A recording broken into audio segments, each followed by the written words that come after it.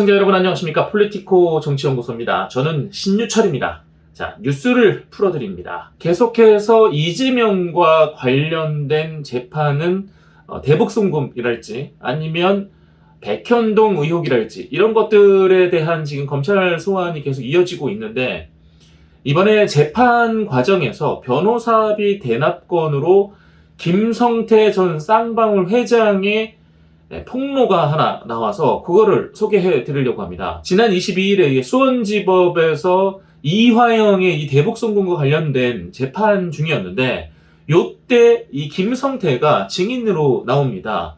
그리고 이때 변호사와 관련해서 선거법 위반 사건을 맡은 변호사를 잇따라서 쌍방울 계열사의 사회이사로 선임한 것이 이재명을 지원하기 위한 것이었다라는 취지로 증언을 했습니다. 작심 발언이죠.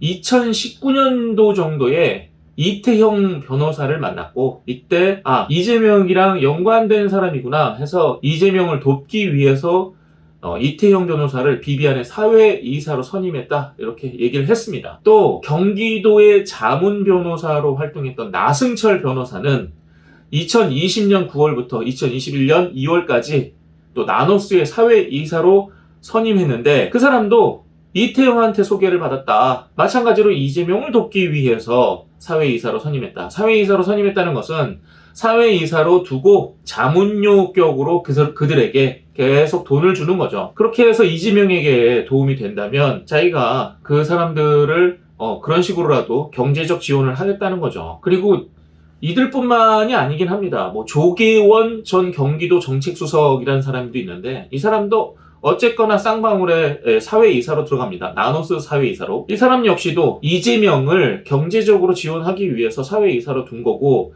당시에 이 사람은 어떻게 불렸느냐, 이 조계원이라는 정책수석, 이 사람은 어떻게 불렸던 사람이냐, 이재명의 머리로 불리던 사람이었다고 합니다. 그래서 그 말을 듣고 자기도 그러면은 이 사람을 도우면 이재명을 돕는 셈이겠군, 이래서 이재명을 도왔다고 하는 겁니다. 그리고 이 조계원이라는 전 경기도 정책수석을 영입하게 된 것도 왜 이화영의 부탁이 있어서였다라고 얘기를 다 했습니다. 김성태 같은 경우는 어쨌거나 이재명이 물주로 생각했던 사람 아니겠습니까?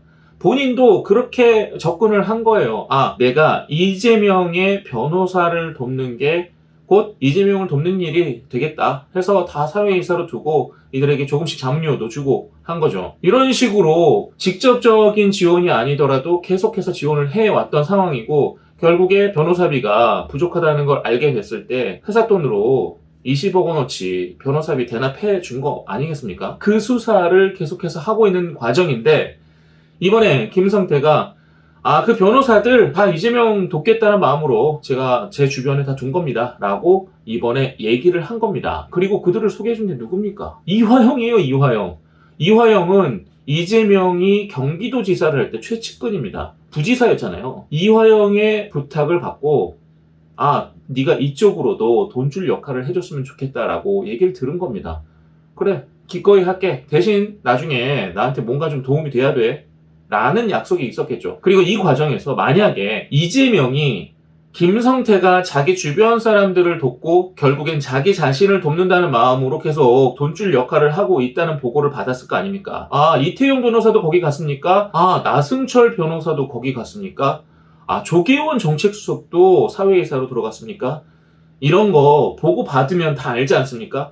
이랬을 때 만약에 이재명이 김성태가 나한테 자꾸 돈을 주려고 하는 거, 어떻게 보면 이게 지금 우회적인 뇌물 아닙니까? 뇌물, 대가성, 이런 게 싫다면 그러지 마십시오, 부담됩니다 라고 거절을 했겠죠. 이재명 성격상 가부 여부에 대해서 그건 좋고 이건 싫습니다 라고 본인이 의지가 굉장히 강한 사람이잖아요. 만약에 그런 우회적으로 쌍방울이 돈줄 역할을 하는 게 싫었으면 거기서 끊었을 겁니다. 이재명이 알고서 다 이런 거 다 묵인한 거 아닙니까? 그리고 이렇게 나에 대해서 돈줄이 되어주는 기업이 있는 게 좋다라고 판단했으니까 계속 곁에 두고, 그 뒤로도 대북 송금에 관련된 일까지 김성태에게 맡겼구나라고 보는 게 맞는 겁니다. 만약에 이게 정말 싫었으면 이재명이 그만하십시오라고 얘기했겠지. 그런데 이재명도 보고 듣고 이 사람들이 나를 지금 돕기 위해서 돈줄을 끌어왔구나. 내가 소송에 임하는 데 있어서 도움이 되겠다라고 생각하니까 옆에 둔 겁니다. 그리고 이후에 변호사비 대납 건까지도 이게 연관되는 겁니다. 그러니까 검찰이 이재명이 변호사들한테 김성태가 돈을 주고 있는 것을 알고 있음에도 그 변호사를 쓰고 있구나.